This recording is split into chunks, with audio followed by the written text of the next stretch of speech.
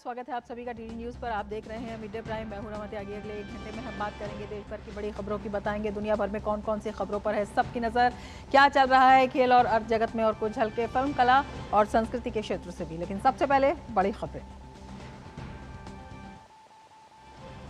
PM Modi ने मुंबई में किया विश्व ऑडियो विजुअल और मनोरंजन शिखर सम्मेलन 2025 का उद्घाटन। कहा 100 से अधिक देशों के artist, innovator, investor, policy maker एक साथ एक ही छत के नीचे आए। ग्लोबल टैलेंट, ग्लोबल इकोसिस्टम की रखी जा रही नींव।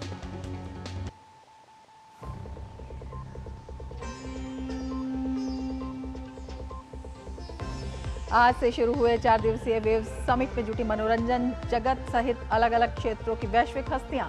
मनोरंजन के हर पहलू पर होगा मंथन। थीम है connecting creators, connecting countries.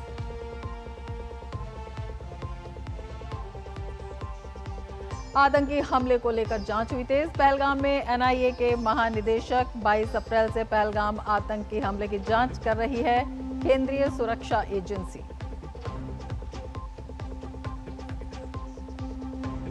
Pahalgam आतंकी हमले के दोषियों, समर्थकों और योजनाकारों को लाया जाए न्याय के कटघरे में। डॉक्टर एस जयशंकर के साथ बातचीत में अमेरिकी विदेश मंत्री ने हमले की निंदा।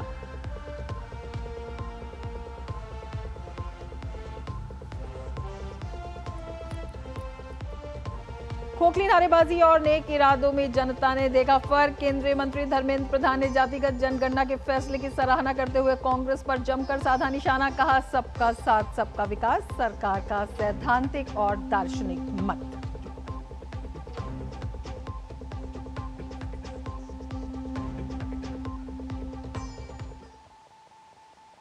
लेकिन समाचार विस्तार से। बुलेटिन में सबसे पहले बात आज से शुरू हुए वेव्स 2025 की।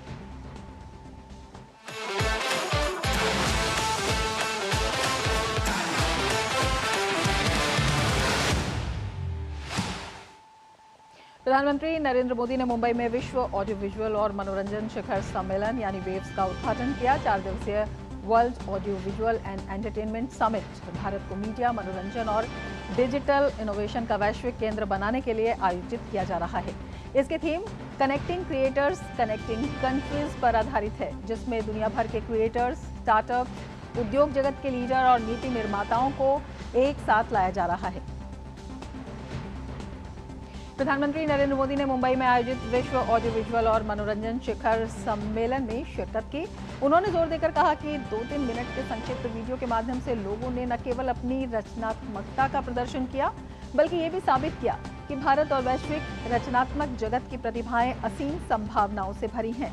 पीएम ने गर्व के साथ बताया कि वेव्स प्लेटफॉर्म, जो कभी एक दूरदर्शी सपना था, आज साकार होकर एक नए युग की शुरुआत कर रहा है, जो भारतीय और वैश्विक मनोरंजन उद्योग के लिए आकाश में उगते सूरज की तरह दमक रहा है। यहां भी कई लोग बैठे जिन्होंने गांधी 150 के समय 2-2, 3-3 मिनट के अपने वीडियोज बनाए थे, गांधी जी के विचारों को आगे बढ़ाया था। भारत और दुनिया भर के क्रिएटिव वर्ल्ड की ताकत मिलकर क्या कमाल कर सकती है, इसकी एक झलक हम तब देख चुके हैं। आज उसी समय की कल्पना हकीकत बनकर वेव्स के रूप में जमीन पर उतरी है। साथियों, जैसे नया सूरज उगते ही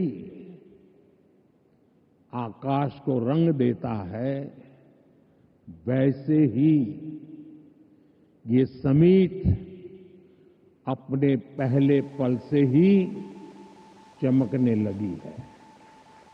प्रधानमंत्री नरेंद्र मोदी ने भारत की क्रिएटिव इकोनॉमी पर जोर देते हुए कहा कि स्क्रीन भले ही माइक्रो हो रही हो, लेकिन भारत का कंटेंट और क्रिएटिविटी वैश्विक मंच पर छा रही है।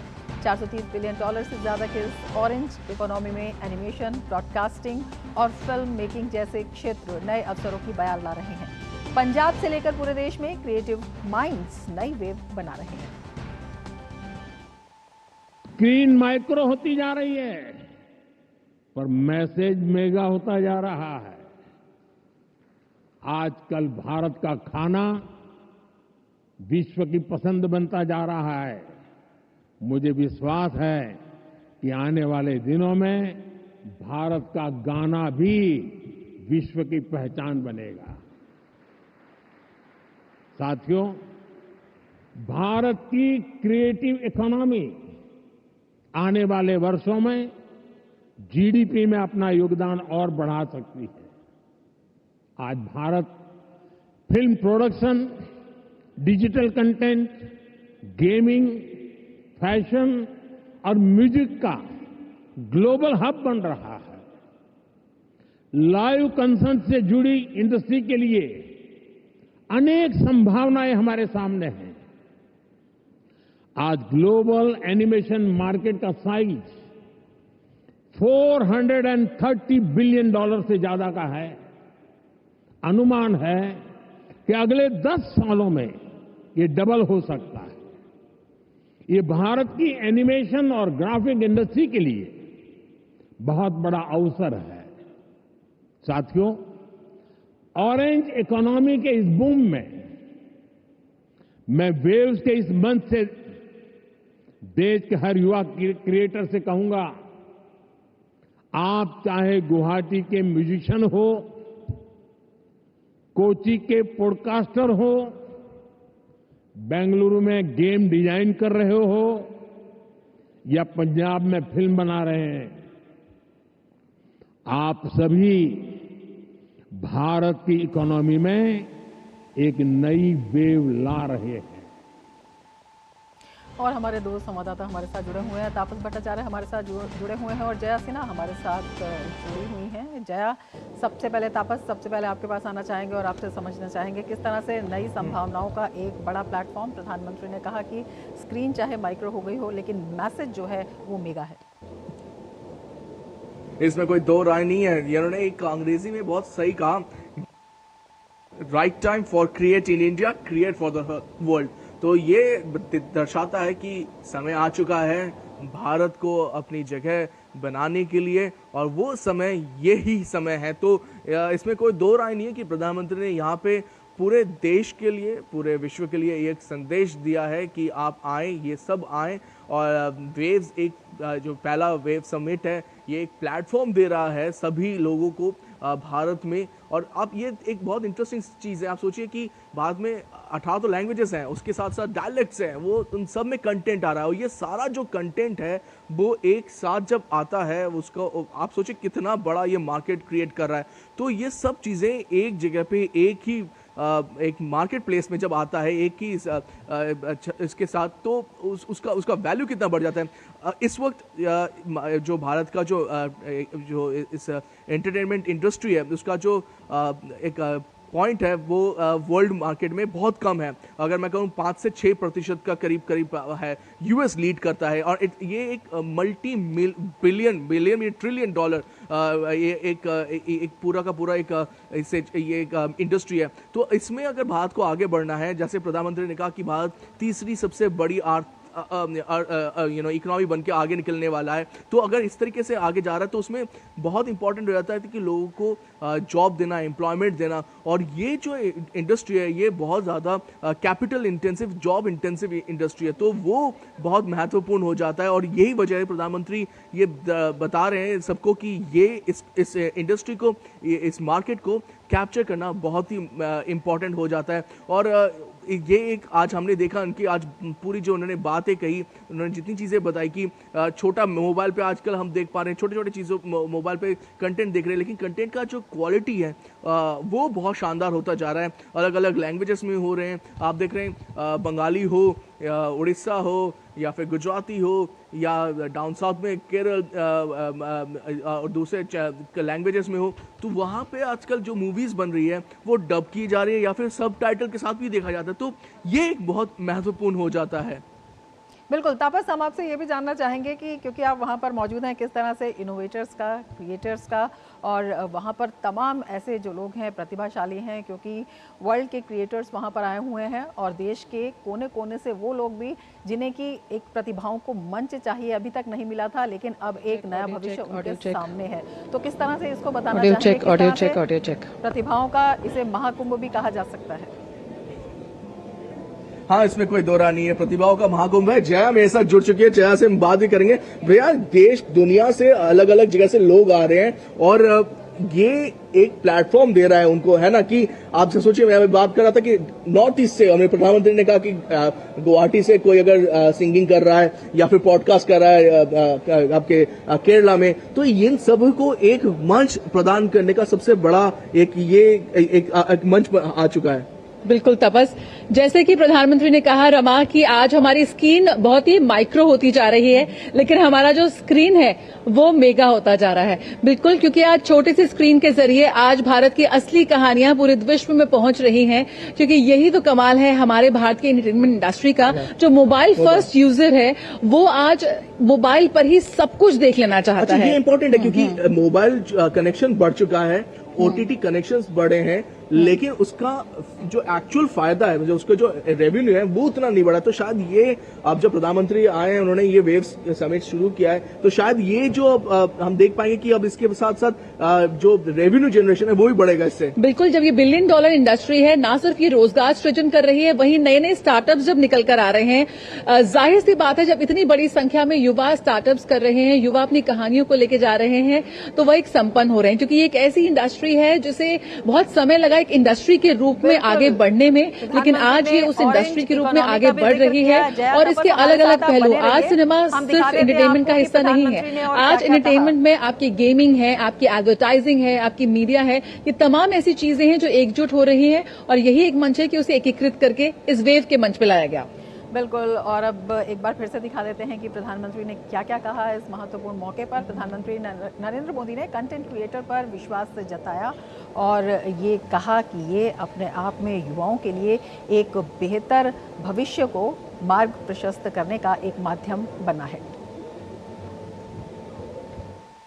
मेरा पूरा विश्वास आप पर है, कंटेंट क्रिएटर्स पर है, और इसकी वजह भी है यूथ की स्पिरिट में, उनकी वर्किंग स्टाइल में कोई बैरियर्स, कोई बैगेज या बाउंड्रीज नहीं होती। इसलिए आपकी क्रिएटिविटी बिल्कुल फ्री फ्लो करती है, इसमें कोई हेजिटेशन और रिलक्टेंस नहीं होता। मैंने खुद हाल ही में कई यंग क्रिएटर्स से, गेमर्स से और ऐसे ही कई लोगों से पर्सनली इंटरेक्शन किया। सोशल मीडिया पर भी मैं आपकी क्रिएटिविटी को देखता रहता हूं, आपकी एनर्जी को फील करता हूं। ये कोई संयोग नहीं है कि आज जब भारत के पास दुनिया की सबसे बड़ी यंग पॉपुलेशन है, ठीक उसी वक्त हमारी क्रिएटिविटी की नई नई डायमेंशन सामने आ रही है। Reels, podcast, games, animation, startup, AR, VR जैसे फॉर्मेट्स हमारे यंग माइंड्स इन हर फॉर्मेट में शानदार काम कर रहे हैं। सही मायने में वेव्स आपकी जनरेशन के लिए है, ताकि आप अपनी एनर्जी, अपनी एफिशिएंसी से क्रिएटिविटी की पूरी इस रिवॉल्यूशन को री इमेजिन कर सके, रीडिफाइन कर सके। कि प्रधानमंत्री ने और ये भी बताया कि किस तरह से जो युवा हैं इस क्रिएटिविटी को, इस कंटेंट को री इमेजिन कर सकते हैं और इसमें नई संभावनाओं को तलाश सकते हैं। और काफ़ी उन्होंने कहा कि युवाओं का जो उत्साह है वो जो है वो बेहद महत्वपूर्ण है इसमें, और युवाओं का हिस्सा इसमें बड़ा है और उस पर विश्वास भी उन्होंने जताया। उन्होंने कहा किसी तरह की बाधा नहीं आने दी जाएगी। पीएम मोदी ने कहा कि वेव का मकसद क्रिएटिव क्षेत्र के लोगों को एक साथ लाने का है। मेरा पूरा विश्वास आप पर है, कंटेंट क्रिएटर्स पर है, और इसकी वजह भी है यूथ की स्पिरिट में, उनकी वर्किंग स्टाइल में कोई बैरियर्स, कोई बैगेज या बाउंड्रीज नहीं होती। इसलिए आपकी क्रिएटिविटी बिल्कुल फ्री फ्लो करती है। इसमें कोई हेजिटेशन और रिलक्टेंस नहीं होता। मैंने खुद हाल ही में कई यंग क्रिएटर्स से, गेमर्स से और ऐसे ही कई लोगों से पर्सनली इंटरेक्शन किया। सोशल मीडिया पर भी मैं आपकी क्रिएटिविटी को देखता रहता हूं, आपकी एनर्जी को फील करता हूं। ये कोई संयोग नहीं है कि आज जब भारत के पास दुनिया की सबसे बड़ी यंग पॉपुलेशन है, ठीक उसी वक्त हमारी क्रिएटिविटी की नई नई डायमेंशन सामने आ रही है। Reels, podcast, games, animation, startup, AR, VR जैसे फॉर्मेट हमारे यंग माइंड्स इन हर फॉर्मेट में शानदार काम कर रहे हैं। सही मायने में वेव्स आपकी जनरेशन के लिए है, ताकि आप अपनी एनर्जी, अपनी एफिशिएंसी से क्रिएटिविटी की पूरी इस रिवॉल्यूशन को री इमेजिन कर सके, रीडिफाइन कर सके। पीएम मोदी ने कहा कि वेव का मकसद क्रिएटिव क्षेत्र के लोगों को एक साथ लाने का है। उन्होंने कहा कि सभी का प्रयास आने वाले समय में वेव को नई ऊंचाई देगा। हम देखते हैं कि छोटे बच्चे के जीवन की शुरुआत जब बालक पैदा होता है तब से मां से उसका संबंध भी लोरी से शुरू होता है। मां से ही वो पहला स्वर सुनता है। उसको पहला स्वर संगीत से समझ आता है। एक मां जो एक बच्चे के सपने को बुनती है, वैसे ही क्रिएटिव वर्ल्ड के लोग एक युग के सपनों को पिरोते हैं। वेव्स का मकसद ऐसे ही लोगों को एक साथ लाने का है। साथियों, लाल किले से मैंने सबका प्रयास की बात कही है। आज मेरा ये विश्वास और पक्का हो गया है कि आप सभी का प्रयास आने वाले वर्षों में वेव्स को नई ऊंचाई देगा। मेरा इंडस्ट्री के साथियों से यह आग्रह बना रहेगा कि जैसे आपने पहली समिट की हैंड होल्डिंग की है, वो आगे भी जारी रखें। प्रधानमंत्री नरेंद्र मोदी ने भारतीय संस्कृति का गुणगान करते हुए कहा कि भारत की हर गली में कहानी है और हर पर्वत में एक गीत है। पीएम ने सभी क्रिएटर से भारत में काम करने का आह्वान किया और कहा कि यही समय है, सही समय है। भारत की हर गली में कहानी है, हर पर्वत एक गीत है, हर नदी कुछ न कुछ गुनगुनाती है। आप भारत के 6 लाख से ज्यादा गांवों में जाएंगे तो हर गांव का अपना एक फोक है, स्टोरी टेलिंग का अपना एक खास अंदाज है। यहां अलग अलग समाजों ने लोक कथाओं के माध्यम से अपने इतिहास को अगली पीढ़ी तक पहुंचाया है। हमारे यहां संगीत भी एक साधना है। भजन हो, गजलें हो, क्लासिकल हो या कंटेम्पररी, हर सुर में एक कहानी है, हर ताल में एक आत्मा है। साथियों, हमारे यहां नाद ब्रह्म यानी साउंड ऑफ डिवाइन की कल्पना है।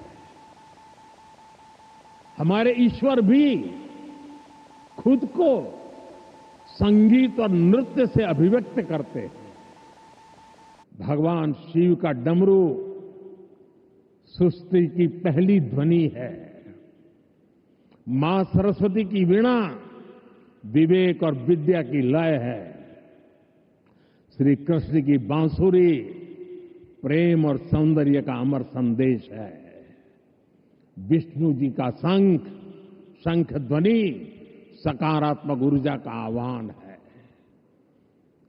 इतना कुछ है हमारे पास। अभी यहां जो मन मोहने वाले सांस्कृतिक प्रस्तुति हुई, उसमें भी उसकी झलक दिखी है। और इसलिए ही मैं कहता हूं, यही समय है, सही समय है। तो भारत की सांस्कृतिक विरासत की विशालता, गहराई और उसमें जो अपार संभावनाएं हैं, उनका जिक्र प्रधानमंत्री ने किया। हमारे साथ हमारे संवाददाता तपस भट्टाचार्य इस वक्त जुड़े हुए हैं। तपस, जिस तरह से भारतीय संस्कृति और जो उसमें संभावनाएं हैं उसका प्रधानमंत्री ने जिक्र किया। उन्होंने कहा कि हर गली में जो है एक कहानी है, हर पर्वत में एक संगीत है, और जिस तरह से यहाँ के जो डिवाइन एनर्जी का भी उन्होंने जिक्र किया और उसके बारे में बताया कि किस तरह से वहाँ से भी एक बड़ी संभावनाएं निकल कर आती हैं। जबकि हर गाँव में स्टोरी टेलिंग की जो बात है उन्होंने कही, और जो वहाँ पर छुपी प्रतिभाएं हैं उनको मौका देने की बात कही। तो जो ऑरेंज इकोनॉमी का जिक्र किया प्रधानमंत्री ने, उसमें कितना बड़ा एक योगदान इससे निकल कर आता है? आपके 2-3 प्रश्न में एक एक करके लेता हूं। सबसे पहला तो मैं ये कहना चाहूंगा कि उन्होंने सही कहा, यही समय है, सही समय है। और अलग अलग देश के हम देख रहे हैं, साउथ से लेके ईस्ट से नॉर्थ वेस्ट, सब जगहों पे एक हमारी 18 लैंग्वेजेस हैं, उसके साथ साथ अलग अलग डायलेक्ट्स हैं। हर एक जगह से एक स्टोरी आती है, कुछ फिक्शंस है, कुछ साइंस है, कुछ और कहानियां हैं। ये जो कहानियां हैं, ये बुनाई जाती है, और किस तरीके से वो कही जाती है वो हमें आता है। हमारे पुरखे, हमारे दादी, उनकी दादियां, ये एक दूसरे को सुनाती हुई आई है।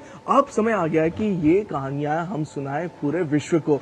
और हाँ, एक और चीज जो अहम है कि अब जैसे नॉर्थ में अगर कोई चीज है वो साउथ के लोगों को मिलनी चाहिए, लैंग्वेज बैरियर नहीं होना चाहिए। भारत में लैंग्वेज का इशू है, उसको कैसे पूरा किया जाए। एआई आया है, उसके साथ साथ डबिंग की जा रही है आज की डेट में, बहुत से हम देख सकते हैं सुपर किया जाता है लैंग्वेज के ऊपर, तो वो एक बहुत अहम चीजें आती है। तो ये जो वेब समिट है, यहाँ पे ये जो सारी चीजें हैं, इन सब पे एक डिस्कशन हो रहा है। और दो अहम चीजें अब मैं आपको बताना चाहूंगा कि ये जो, और आपने बात की ऑरेंज इकोनॉमी की, ऑरेंज इकोनॉमी क्यों कहा जा रहा है, क्योंकि ये सबसे महत्वपूर्ण एक सेक्टर है जिसको अभी तक उतना ज्यादा ध्यान नहीं दिया गया था। सेक्टर इतना महत्वपूर्ण है, मैं आपको बताऊं कि एक ग्लोबल एंटरटेनमेंट मार्केट की अभी तक जो वैल्यू 2022 में एक स्टडी की गई थी, कहा गया था कि करीब करीब $3 ट्रिलियन की ये मार्केट है, और ये करीब करीब 2031 तक ये $6 ट्रिलियन मार्केट वैल्यू बन जाएगा। और इसका कंपाउंड एनुअल ग्रोथ, मतलब हर दर साल इसका जो ग्रोथ है वो करीब करीब 10% है। और अगर मैं यहाँ पे बात करूँ भारत की, तो भारत का अभी तक का जो प्रतिशत रहा है वो 5 से 6% का इस पूरे सेक्टर में रहा है। और अभी बिल्कुल जो ये प्रतिशत है ये और ज्यादा बढ़ने की उम्मीद है। तापस, आप नजर बनाए रखिए। बहुत शुक्रिया तमाम जानकारी के लिए।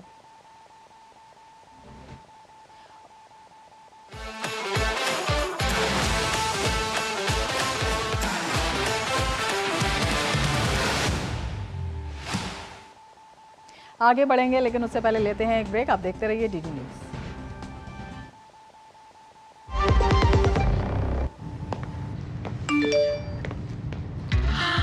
10 लाख की लॉटरी मुझे, वाओ! फर्जी ऑफर्स से सावधान। आरबीआई कहता है जानकार बनिए, सतर्क रहिए। जो लक्ष्य चुना था समझ आने लगा है। जीएलए यूनिवर्सिटी, उच्च लक्ष्य की निश्चित प्राप्ति। के बाद फिर से आपका स्वागत है। पहलगाम आतंकी हमले के गुनहगारों को पकड़ने की कोशिश लगातार जारी है, तेज हो गई है कोशिशें।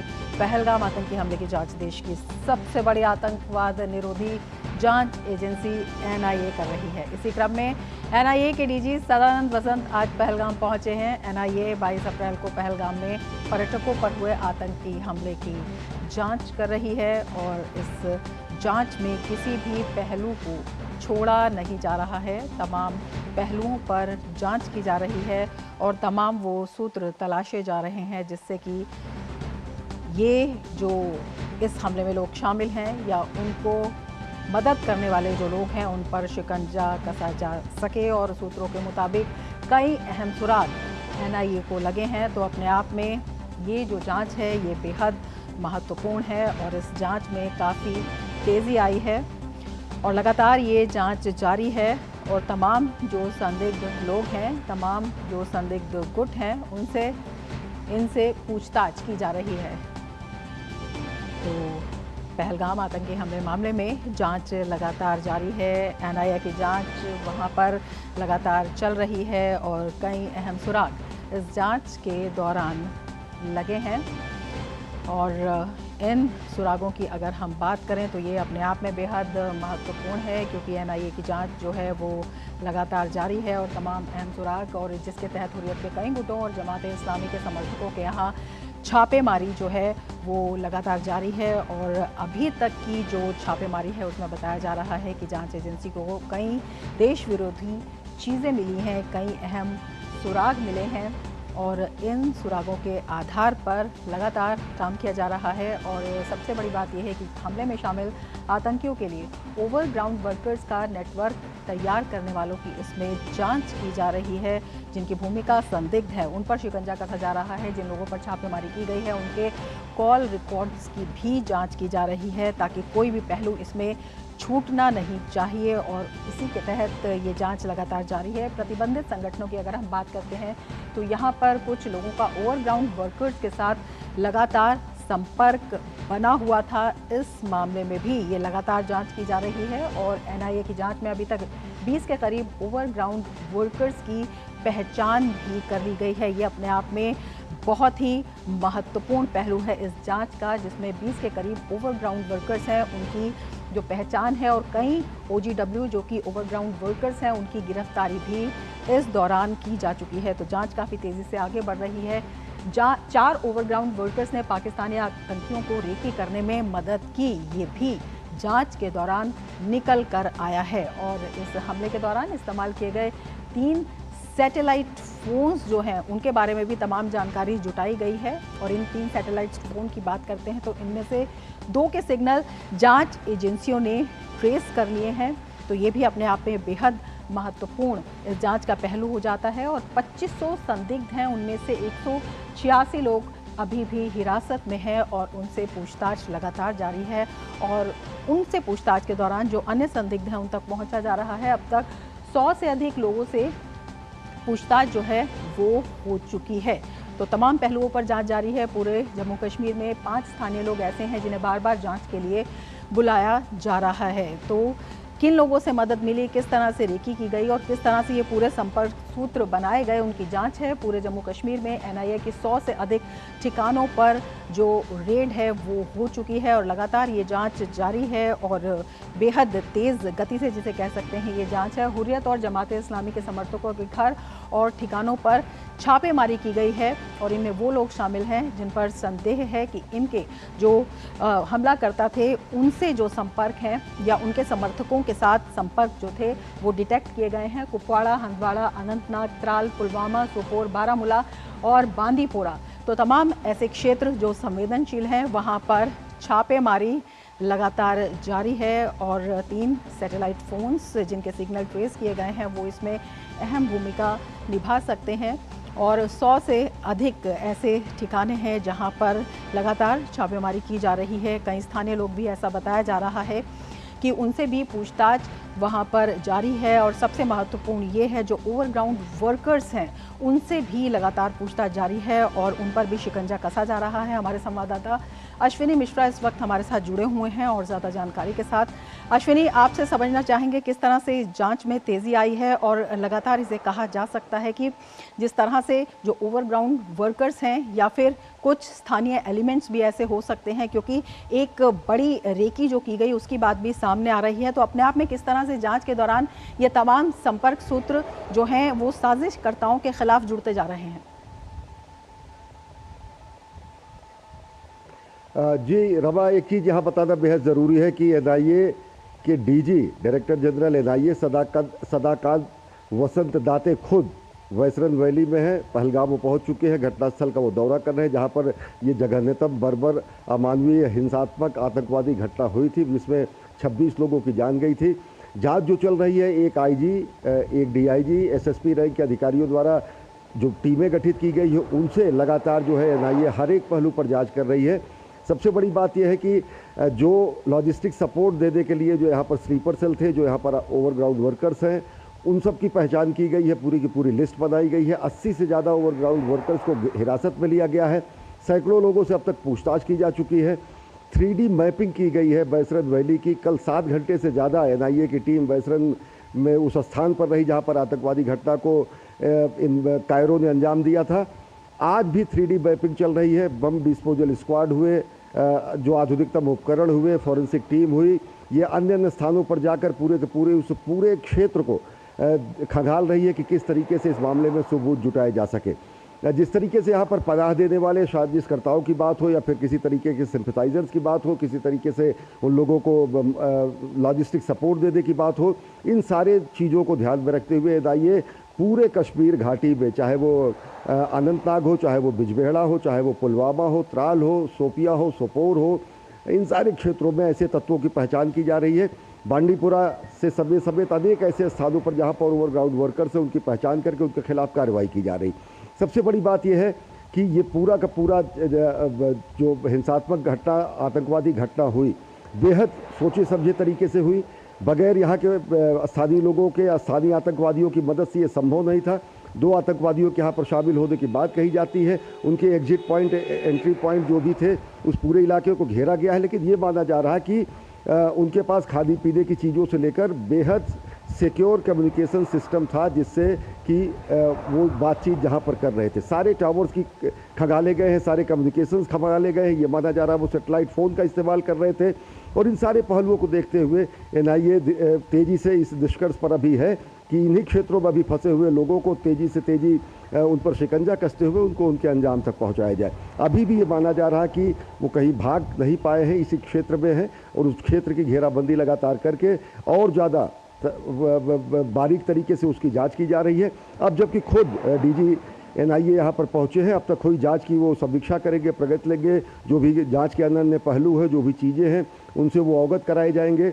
और खुद जब इस टीम की जांच अगर देखें, आपकी आईजी लेवल के अफसर की अगुवाई में हो रही है, तो जांच की जल्दी ही किसी निष्कर्ष पर पहुंचते और निश्चित ही तौर से सीमा पार से जुड़े हुए जितने इसके आतंकवादी सूत्र हैं, जितने आतंकवादी इस आका हैं, उन तक भी सारे के सारे सबूत निश्चित तरीके से हमें हासिल हुए हैं। और ये मान के चलिए कि जो कार्रवाई इस समय चल रही, समग्र कार्रवाई है, जांच तो एक तरफ है, साथ ही साथ पूरे वैली में आतंकवाद पर अंतिम प्रहार करने के लिए हर तरीके से इस समय प्रहार किए जा रहे हैं, जिससे कि चाहे वो स्लीपर सेल हो, चाहे वो सिंपथाइजर्स हो, चाहे वो लॉजिस्टिक सपोर्ट करने वाले हो, चाहे वो ओवरग्राउंड वर्कर्स हो, सबको न्याय के कटघरे में खड़ा किया जा सके। रमा, बिल्कुल, ये भी आपसे जानना चाहेंगे, जो प्रतिबंधित संगठन है उन पर भी लगातार उनके संपर्क हो सकते हैं, और जिस तरह से जो सैटेलाइट फ़ोन की ट्रेसिंग की गई है, उनसे उन संपर्कों की, संबंधों की पुख्ता जानकारी हासिल हुई है, ये भी इसमें काफ़ी महत्वपूर्ण पहलू है। और इसके साथ ही तमाम देश भर से, जिस तरह से आप बता रहे हैं कि वैली में भी इसकी भर्त्सना हो रही है,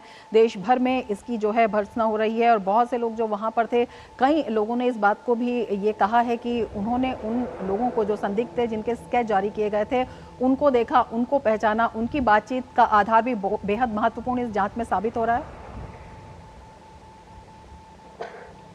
जी, बहुत सारे लोगों ने, कई नाम भी आए हैं जो कि पब्लिक डोमेन में है, उन्होंने ईमेल करके बताया कि हम जो है इस तरीके से धर्म क्या पूछा गया, या फिर 1-2 दिन पहले उन्होंने इस तरीके से लोगों को देखा था। ये जांच का विषय है और एनआईए हर पहलू पर जांच कर रही है। ऐसे हर दावा करने वाले व्यक्ति के से संपर्क में एनआईए है। और सबसे बड़ी बात मैं ये बताऊं कि पूरे के पूरे इस बैसरन आतंकवादी घटना में, चाहे वो खच्चर वाले हो, चाहे वो टूर ऑपरेटर्स हो, चाहे वो स्थानीय लोग हों, चाहे वहाँ पर प्रत्यक्षदर्शी हो, चाहे जो घायल अन्य लोग हों, जो भी इस घटना का गवाह है, सबसे सारे स्टेटमेंट लिए गए हैं। जिपलाइन ऑपरेटर जिसकी बात चल रही थी, उससे भी पुलिस ने, एनआईए ने जांच की है, उसके भी स्टेटमेंट लिए हैं। तो कोई भी ऐसा व्यक्ति जो कि, अच्छा, सबके अलग अलग बयान अलग अलग तरीके से लिए जा रहे हैं, अलग अलग बयान के तरीक़ों से होने के बाद जो जिसको सार्वभौम रूप से कहेंगे, वास्तविक जो तथ्य आते हैं वो खगालने पर आते हैं। क्योंकि बहुत सारे लोग जो है चीज़ों को एग्जेगरेट करके, या फिर बहुत सारे लोग उसको छिपा कर अपने क्षुद्र हितों के लिए भी उसको तरीके से करते हैं। तो हर एक पहलू से खास तरीके से ये है कि आतंकवादियों को यहाँ पर किसने मदद मुहैया कराई और कौन कौन से आतंकवादी जो यहाँ पर शामिल थे उन्हें चिन्हित करके उनका स्केच जारी किया गया है।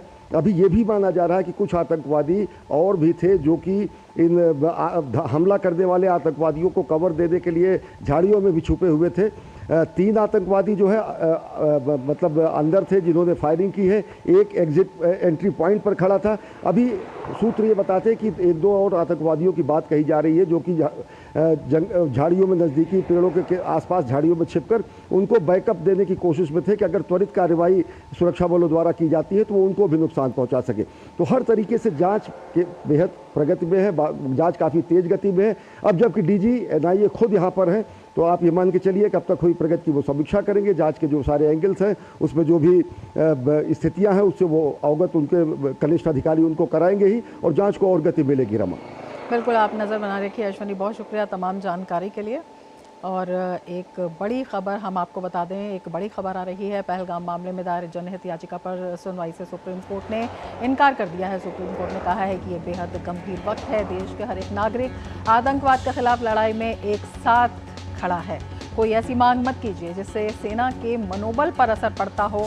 और इसी खबर पर हमारे साथ हमारे संवाददाता विकास सारथी भी जुड़ रहे हैं। विकास, बेहद सटीक टिप्पणी सुप्रीम कोर्ट की, क्या कुछ कहा? बिल्कुल रमा, कोर्ट ने यहाँ पर ये 3 लोगों की तरफ से जनहित याचिकाएं थी, उन पर सुनवाई जब शुरू हुई तो कोर्ट ने कहा कि ये जो आप पिटीशन लाए हैं इसको लेकर के आपको थोड़ी गंभीरता दिखानी चाहिए। जिस तरह की बात आप कह रहे हैं, जो मांगे आप मांग रहे हैं, ये समय नहीं है। पहली बात, आप सुप्रीम कोर्ट के रिटायर्ड जज, हाई कोर्ट के रिटायर्ड जज से जांच मांग रहे हैं। इस तरह के मामलों में जज क्या जांच करेंगे? जो जांच हो रही है वो अपनी तरफ से चल रही है। दूसरी बात, कोर्ट ने ये कहा कि आप इस तरह के मामले अगर कोर्ट में लेकर के आएंगे तो उससे सेना के मनोबल पर भी असर पड़ सकता है, इसीलिए कुछ गंभीरता दिखाएं, जिम्मेदारी दिखाएं और इसको खुद ही विड्रॉ करें। इसके बाद याचिकाकर्ता की तरफ से भी वो सहमत देखे कि वो इस पिटीशन पर आगे सुनवाई नहीं चाहते, उन्होंने पिटीशन विड्रॉ करने की अनुमति मांगी। और कोर्ट ने ये कहा कि कठिन वक्त है देश के लिए, सभी नागरिक एक साथ खड़े हैं, पूरा देश एकजुट है और आपको भी इस बात का ख्याल करना चाहिए। इस जो मांगे आप मांग रहे हैं, पहली बात तो वो प्रैक्टिकल नहीं है। आप जजेस से इन्वेस्टिगेशन की मांग क्यों कर रहे हैं, ये समझ से परे है। और दूसरी बात ये कि जो कुछ मांग इस तरह की थी कि एनआईए जो जांच कर रही है वो पहले ही कर रही है, उसको याचिका में दोहराया गया। इसके अलावा ये कहा गया कि टूरिस्ट की सिक्योरिटी के लिए इंतजाम हो, इसके निर्देश दे सुप्रीम कोर्ट। तो कोर्ट को ये लगता है कि सारी चीजें पूरी तरह से सरकार का एग्जीक्यूटिव का, सरकार का जो डोमेन है उसमें आते हैं, उस पर पहले से ही काम चल रहा है, इसलिए इसमें न्यायिक दखलंदाजी की जरूरत कोर्ट को बिल्कुल नहीं लगी। और इसीलिए कोर्ट ने सलाह के साथ उनको इस सुझाव देते हुए कि ये याचिका वो खुद विड्रॉ कर लें, याचिकाकर्ता, मामले का निपटारा कर दिया। स्टूडेंट्स को लेकर के कुछ यहाँ पर मांग रखी गई थी याचिकाकर्ताओं की तरफ से कि कश्मीर के कुछ छात्रों को कुछ जगहों पर दिक्कतें पेश आ रही हैं। कोर्ट ने कहा कि अगर आपकी इस तरह की कोई मांग है तो आप उस हाई कोर्ट में जाएं, वहां पर जाने के लिए हम आपको अनुमति दे रहे हैं, वहां जाकर के आप अपनी बात रख सकते हैं। लेकिन ओवरऑल जो इसमें मांग थी, सुप्रीम कोर्ट ने कहा कि उसको इनकी सुनवाई की बिल्कुल जरूरत नहीं दिखती। बिल्कुल साफ तौर पर सुप्रीम कोर्ट ने कहा है कि पूरा देश एक साथ खड़ा है। और इसमें जो सुप्रीम कोर्ट का ये स्टेटमेंट है, ये अपने आप में ये भी दिखाता है कि जांच को प्रभावित करने का और जो हमारे सुरक्षा बल हैं उनके मनोबल को प्रभावित करने की कोई कोशिश इसमें नहीं होनी चाहिए। विकास सारथी, बहुत शुक्रिया तमाम जानकारी के लिए। और आपको बता दें, एक और बड़ी खबर आ रही है। सीमा सुरक्षा बल ने अमृतसर में एक बड़ी आतंकी साजिश को नाकाम कर दिया है।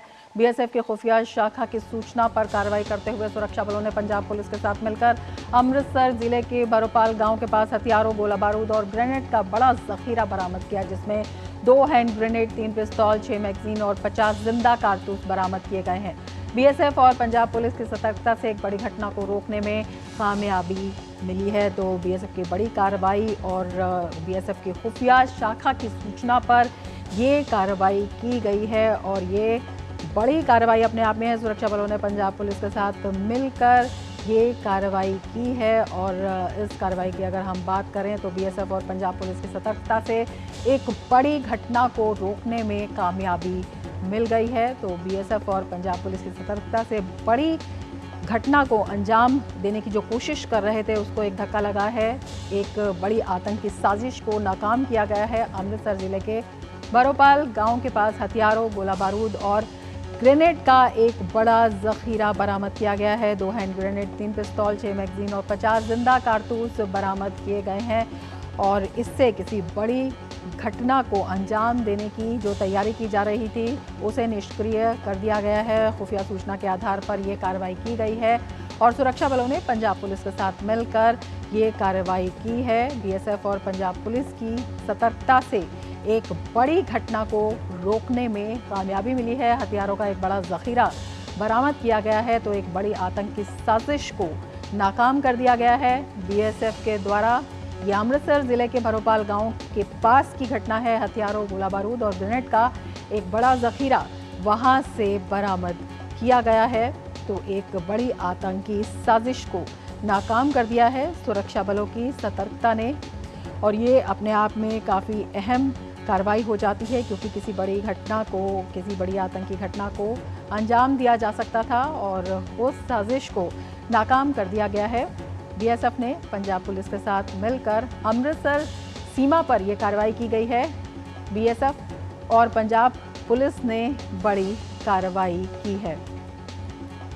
तो भारी मात्रा में गोला बारूद और ग्रेनेड का जखीरा बरामद किया गया है। पहलगाम आतंकी हमले के बाद पंजाब के अटारी बॉर्डर पर पाकिस्तानी नागरिकों को डिपोर्ट करने की प्रक्रिया चल रही है। कल बड़ी संख्या में पाकिस्तानी नागरिकों को वापस भेजा गया और लगभग 140 पाकिस्तानी नागरिकों ने अटारी सीमा पार की। इस तरह अब तक कुल 926 पाकिस्तानी नागरिकों को उनके देश भेजा जा चुका है।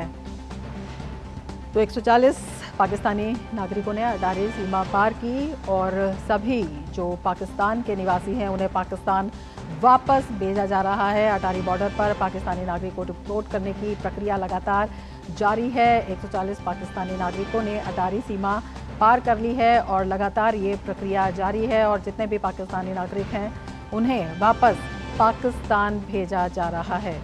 तो आतंक के आकाओं को ये एक बड़ा संदेश है कि कोई भी बख्शा नहीं जाएगा और तमाम कार्रवाई की जाएगी और इसी के तहत तमाम जो पाकिस्तानी नागरिक हैं यहाँ से वापस उन्हें उनके देश भेजा जा रहा है। और अब तक 900 से ज़्यादा लोगों को पाकिस्तान वापस भेजा जा चुका है। हमारे संवाददाता गुरमीत सिंह हमारे साथ इस वक्त जुड़ चुके हैं। गुरमीत, आपसे जानना चाहेंगे 140 से ज़्यादा पाकिस्तानी नागरिकों को भेजा जा चुका है, लगातार ये प्रक्रिया जारी है, किस तरह से जांच की जा रही है और किस तरह से वापस उनको भेजा जा रहा है?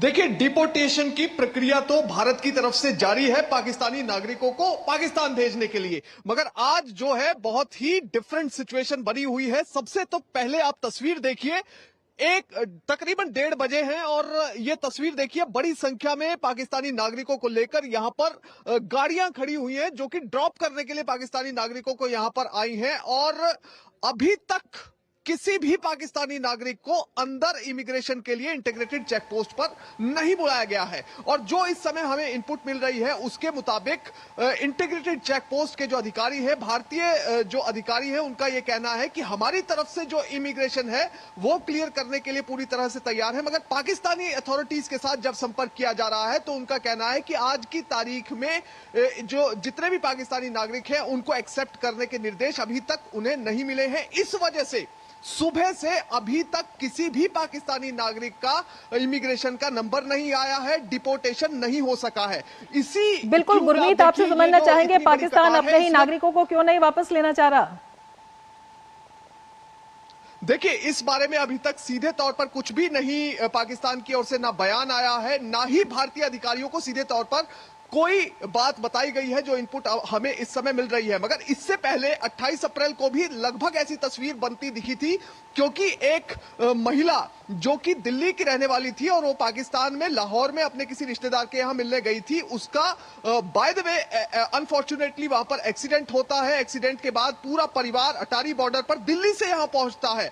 बीएसएफ के अधिकारियों को, इमिग्रेशन के अधिकारियों को शाम को संपर्क किया जाता है और यहां से बीएसएफ और इमिग्रेशन के अधिकारी पाकिस्तानी अधिकारियों को संपर्क करते हैं कि जो लाहौर में हमारी भारतीय महिला गई हुई है, जिसकी मृत्यु हो गई है, उसकी डेड बॉडी दे दी जाए। मगर रात तकरीबन 10:30 बजे तक पाकिस्तानी अधिकारियों की ओर से इसे लेकर कोई जवाब नहीं आया। बार बार यहां से भारतीय अधिकारी कांटेक्ट करते रहे, मगर इनपुट्स के मुताबिक इस बारे में पाकिस्तानी अधिकारियों ने कोई जवाब नहीं दिया था। मगर आज की जो तस्वीर है वो बिल्कुल अलग है और अभी तक पाकिस्तानी अधिकारियों ने इनपुट्स के मुताबिक कोई जवाब नहीं दिया है। आपको सामने तस्वीर दिखाना चाहूंगा इंटीग्रेटेड चेक पोस्ट की, जो कि बिल्कुल खाली है। अभी तक यहां पर ना तो डिपोर्टेशन की प्रक्रिया शुरू हो पाई है और ना ही यहां पर अभी तक इमिग्रेशन की प्रक्रिया शुरू हो पाई है, जबकि आमतौर पर रोजाना ऐसा होता था कि वो देखिए नीला बोर्ड जो है सामने, वो इंटीग्रेटेड चेक पोस्ट की तरफ बाईं तरफ जाता है। जो रास्ता वो इंटीग्रेटेड चेक पोस्ट का रास्ता है और वहीं पर सभी पाकिस्तानी नागरिक जाकर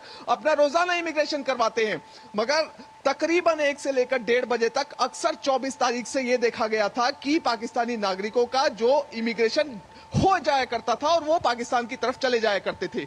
मगर आज जो है वो एक बिल्कुल डिफरेंट तस्वीर देखने को मिल रही है। अभी तक यदि इमिग्रेशन की प्रक्रिया शुरू नहीं हुई है तो आप समझ सकते हैं कि इमिग्रेशन का दफ्तर 4 बजे तक खुलता है, तो अगर अगले 1-2 घंटे में पाकिस्तानी अधिकारियों का कोई जवाब नहीं आता है तो ये जो इतनी बड़ी संख्या में यहां पर पाकिस्तानी नागरिक खड़े हैं, उनके लिए समस्याओं का अंबार खड़ा हो सकता है। बिल्कुल, अपने ही नागरिकों की जिम्मेदारी लेने से बच रहा है पाकिस्तान। एक और गैर जिम्मेदाराना जो है पाकिस्तान का व्यवहार सामने आ रहा है। आपसे ये भी जानना चाहेंगे गुरमीत, आज अगर हम बात करते हैं पंजाब पुलिस की और बीएसएफ की, तो एक बड़ी सतर्कता और एक बड़ी आतंकी साजिश को नाकाम करने की घटना भी सामने आई है। क्या कुछ जानकारी इसके बारे में भी है? देखिए, अक्सर बीएसएफ और पंजाब पुलिस मिलकर, क्योंकि अमृतसर एक बॉर्डर एरिया है, इंटरनेशनल बॉर्डर पड़ता है, तो यहां पर लगातार इस तरह की कार्रवाई चलती रहती है। तो इसी क्रम में जो है ये कार्रवाई भी की गई है। दरअसल पंजाब पुलिस का ये कहना है और बीएसएफ का भी ये कहना है कि उन्होंने रोजाना कार्रवाई करने के लिए इस तरह के ऑर्डर्स दे रखे हैं और हर उस व्यक्ति पर जो कि देश के खिलाफ काम कर रहा है पैनी निगाह रखी जा रही है। ऐसे में या तो किसी व्यक्ति के पास कोई जाली करेंसी है या फिर वो देश के खिलाफ किसी भी तरह से कोई काम कर रहा है, तो उसके खिलाफ बीएसएफ और पंजाब पुलिस रोज मिलकर ऐसी कार्रवाई को अंजाम देते हैं। तो इसमें भी जो है बीएसएफ का और पंजाब पुलिस का ये कहना है कि अंतर्राष्ट्रीय ऐसे सरगना शामिल हैं, उनके बैकलिंक्स हैं, जिनकी मदद से ये सब कुछ किया जा रहा था। और इसी क्रम में बीएसएफ और पंजाब पुलिस को आज एक आतंकी मॉड्यूल को बस्ट करने में बड़ी कामयाबी हासिल हुई है। बिल्कुल गुरमीत, आप नजर बनाए रखें। फिलहाल शुक्रिया पूरी जानकारी के लिए।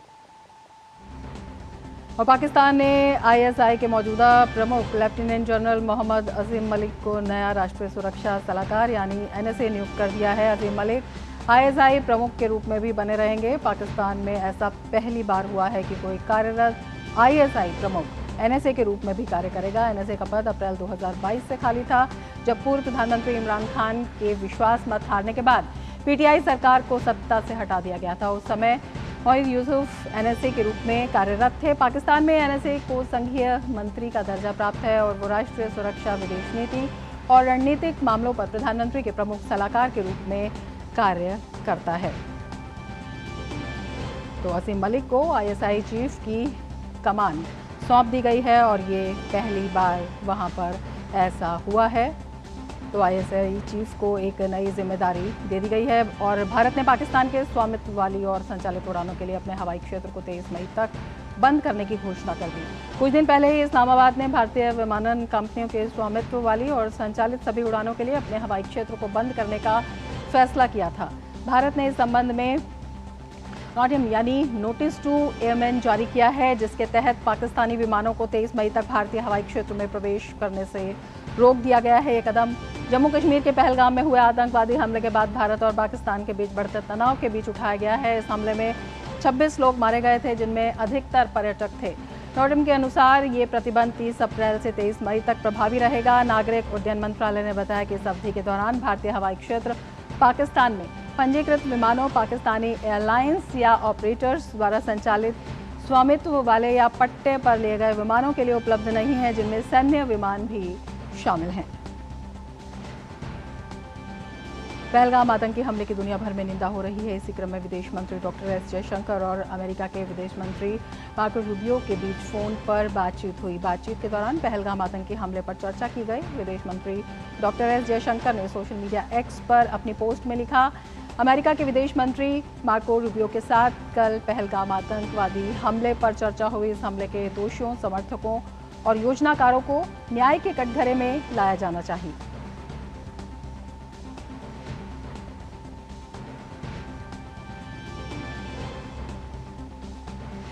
तो अमेरिकी विदेश मंत्री के साथ डॉक्टर एस जयशंकर की बातचीत, जिसमें उन्होंने कहा है कि दोषियों, समर्थकों और योजनाकारों को जो इस हमले में शामिल थे उन्हें न्याय के कटघरे में शामिल करना चाहिए, लाना चाहिए। इसके अंतर्गत और पूरा विश्व जो है इस घटना की निंदा कर रहा है और लगातार सरकार प्रतिबद्ध है और लगातार सरकार इस बारे में काम भी कर रही है और इसी के तहत ये बातचीत काफ़ी अहम मानी जा रही है। आगे बढ़ेंगे और बात करेंगे सामाजिक न्याय की प्रतिबद्धता के प्रति। राष्ट्रीय जनगणना में जाति जनगणना को शामिल करने की केंद्रीय कैबिनेट की मंजूरी के बाद आज केंद्रीय मंत्री धर्मेंद्र प्रधान ने प्रेस वार्ता कर कहा कि जातिगत जनगणना देश हित में है। पीएम मोदी ने एक बहुत बड़ा कदम जातीय जनगणना का उठाया है। धर्मेंद्र प्रधान ने कहा कि सबका साथ सबका विकास इस सरकार का सैद्धांतिक और दार्शनिक मत रहा है। सरकार का उद्देश्य है कि समाज के सभी वर्गों तक लाभ पहुंचे। माननीय प्रधानमंत्री जी के नेतृत्व में सरकार और सेवा की जो काम चल रही है, सबका साथ सबका विकास इस सरकार की सैद्धांतिक और दार्शनिक मत रहा है। हमारी सारे कार्यक्रमों की योजनाओं की मूल लक्ष्य सामाजिक न्याय रही है। समाज की सभी वर्गों तक लाभ, सुविधा, सहूलियत पहुंचे, वैज्ञानिक तरीके से पहुंचे, यह हमारी उद्देश्य रहा है। और हमारे संवाददाता शैलेंद्र मिश्र इस वक्त हमारे साथ जुड़ रहे हैं और ज़्यादा जानकारी के साथ। शैलेंद्र, आपसे समझना चाहेंगे जातिगत जनगणना का ये फैसला अपने आप में कितना अहम है, क्यों ज़रूरी है, क्या कुछ इसका प्रभाव होगा? देखिए, निश्चित तौर पर हम जानते हैं कि लंबे समय से ये मांग होती रही है और जब जातिगत जनगणना होगी जनगणना के साथ, तो ये पता चल पाएगा कि अलग अलग जो सामाजिक आर्थिक सामाजिक स्थिति क्या है, क्या कुछ और किए जाने की जरूरत है और योजनाएं बनाने में एक तरह से केंद्र और राज्यों को मदद मिलेगी। लेकिन हम जानते हैं कि जब से यह फैसला हुआ है उसके बाद श्रेय लेने की एक होड़ लगातार दिखाई दे रही है। विपक्ष के तमाम नेता उस पर कह रहे हैं कि उन्होंने मांग की थी, राहुल गांधी ने प्रेस कॉन्फ्रेंस की थी इसको लेकर। बीजेपी ने आज सिलसिलेवार तरीके से कहा है कि देश की आज़ादी के बाद से लेकर अब तक अब देखें तो ओबीसी के हितों के खिलाफ कांग्रेस की अगुवाई वाली सरकारों ने काम किया है। आरक्षण के विरोधी पंडित जवाहरलाल नेहरू थे, इंदिरा गांधी ने काकेलकर समिति की रिपोर्ट को दबाए रखा और जो मंडल कमीशन की जो रिपोर्ट है वो देखें तो उसे नहीं लागू करने का काम कांग्रेस की सरकारों ने किया था और ये तब लागू हुई जब बीजेपी की समर्थित सरकार थी वीपी सिंह की, या फिर ओबीसी आयोग को संवैधानिक दर्जा देने की बात हो तो वो भी मोदी सरकार ने किया। तो ये आज बीजेपी ने सिलसिलेवार तरीके से जो कदम उठाए गए हैं ओबीसी के हितों में उसको सामने रखा और ये भी आरोप लगाया कि कांग्रेस के समय में ओबीसी के हितों को अनदेखी की गई थी और सामाजिक न्याय को लेकर काम नहीं किया गया था। तो अब हम देख रहे हैं कि इस पर काफी राजनीति भी हो रही है और बीजेपी ने सिलसिलेवार तरीके से बात रखी है कि कांग्रेस ने कभी भी सामाजिक न्याय को लेकर कोई कदम नहीं उठाया, बाबा साहब अम्बेडकर को अपने समय में भारत रत्न नहीं दिया और इस तरह के तमाम वो कदम जो उठाए जाने चाहिए थे वो या तो बीजेपी सरकार ने उठाया या बीजेपी समर्थित सरकार ने उठाया। बिल्कुल शैलेंद्र, आपसे ये भी समझना चाहेंगे, विपक्ष की तरफ से जिस तरह की बयानबाजी हुई है तो बीजेपी ने भी इस पर कई सवाल उठाए हैं, लेकिन विपक्ष का जो ये रवैया है इससे क्या कुछ ये निकल कर आता है कि अब तक जो राजनीति इस मुद्दे पर हुई है उसका पर्दाफाश होगा? ये देखिए रमा, बहुत बड़ा और क्रांतिकारी फैसला है जो मोदी सरकार के एक खाते में गया है और हम जानते हैं कि वर्षों से ये मांग होती रही थी और विपक्षी दल खासतौर पर कांग्रेस पार्टी को लगता है कि उनके हाथ से एक मुद्दा छिन गया है। बिल्कुल, जो मुद्दा छिनता हुआ दिखाई दे रहा है और उसी के प्रदेश में इन बयानों को देखा जाना चाहिए। बहुत शुक्रिया शैलेंद्र तमाम जानकारी के लिए।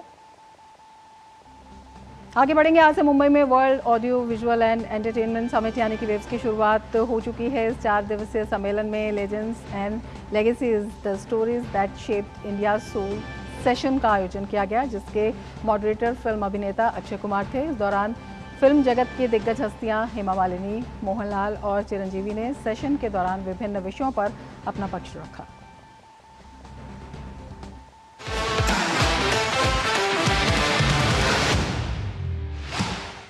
मैं यहाँ बैठा हूँ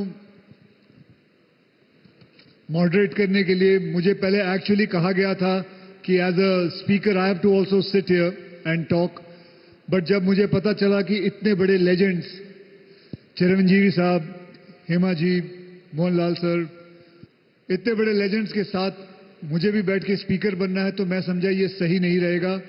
सो I requested them that I am going to talk to them as a student.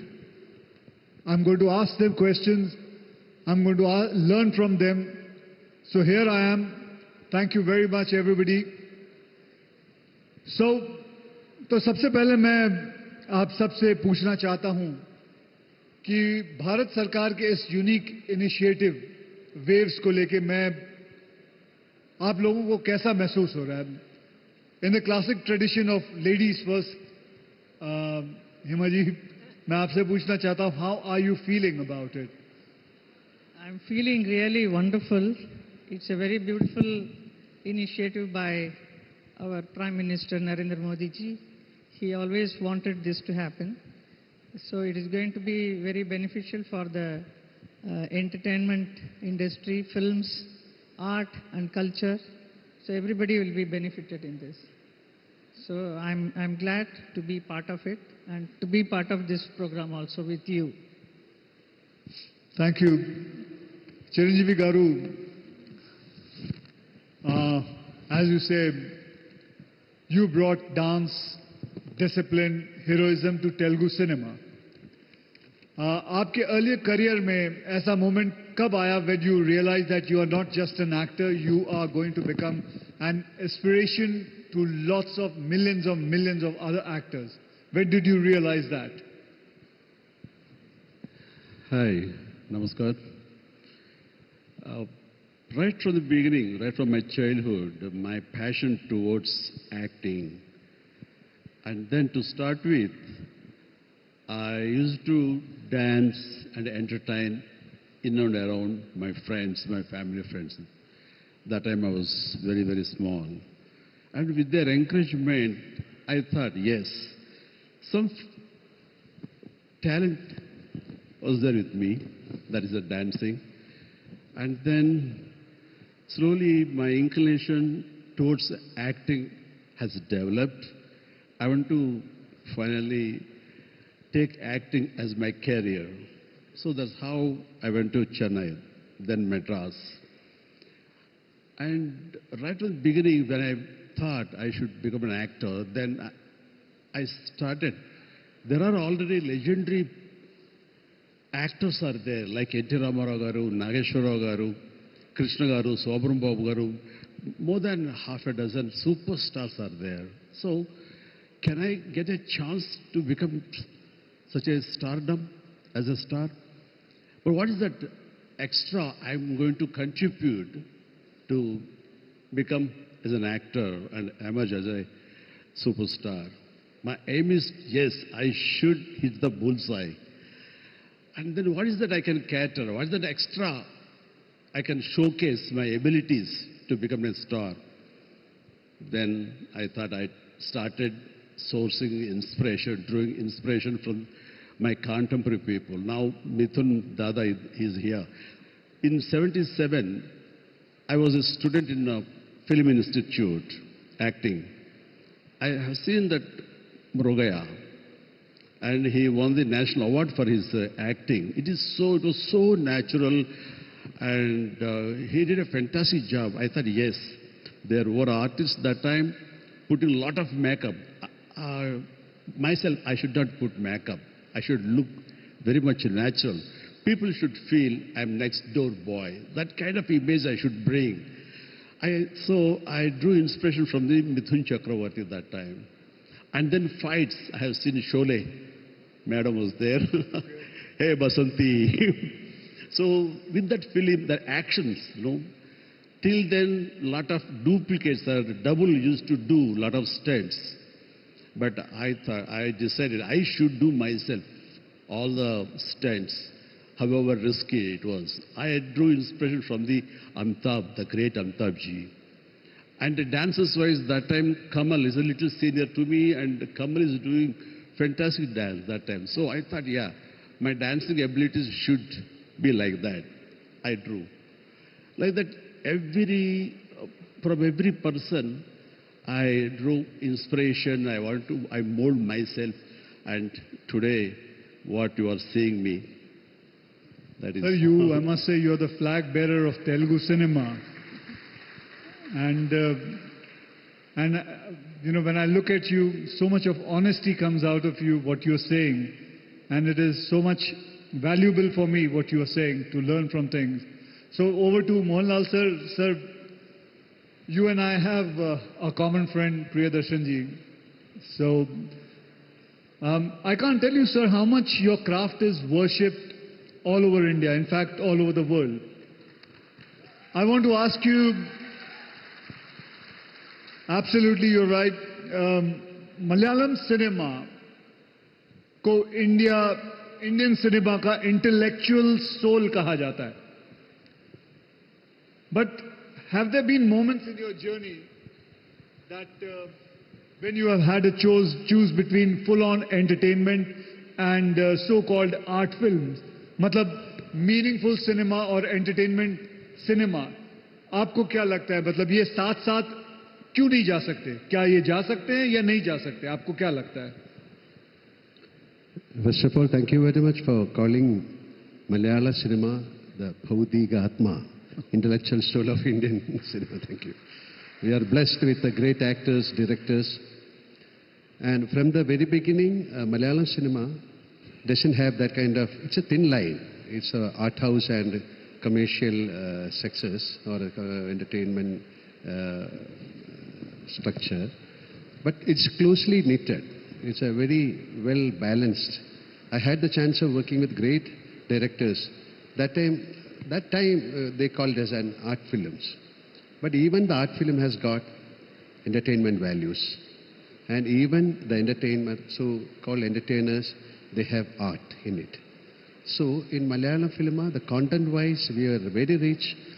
And this is my 47 years of journey. I had the chance of working with great directors like Aravindan or Padmarajan, Bharadan, same time commercial directors, even as Priyadarshan, like so I cannot differentiate, like we call movies or cinema. So there were art films and commercial films in Malayalam long back. Now the content-wise, the new directors, it's full of art. It's a piece of art, which I cannot call a film as a bad film. It's a beautiful piece of art. So you cannot compare, especially in Malayalam art. There's a thin line. So it's still a debate. I cannot give you the proper answer. Thank you. Thank you for being here and gracing the whole waves, what has happened here. And our beloved Prime Minister, he was there. His words meant so much to all of us. So thank you very much, sir. Thank you, ma'am. Thank you. Thank you, sir.